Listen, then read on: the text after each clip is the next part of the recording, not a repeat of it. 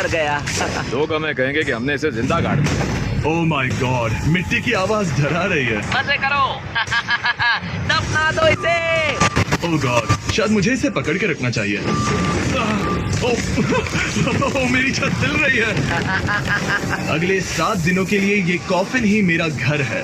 मैं प्रे करता हूँ कि सही सलामत इसमें से बाहर निकलूंगा। और ऑब्वियसली आपको बताने की जरूरत तो नहीं है, लेकिन ये 100% रियल है। और सच कहूँ तो मैंने इसे बहुत बुरी तरह से अंडर एस्टिमेट कर दिया।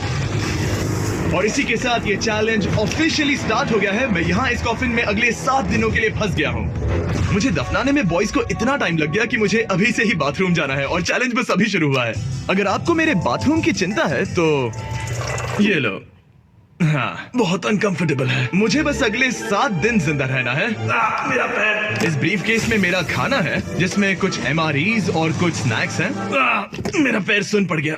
लगभग 19 लीटर पानी है और बॉयज ने इस ब्रीफकेस में कुछ जरूरत की चीजें रखी हैं, जिसे देखकर लगता है कि मेरा खाना खत्म हो जाएगा, वो भी 7 दिनों के अंदर। अगर मैं सच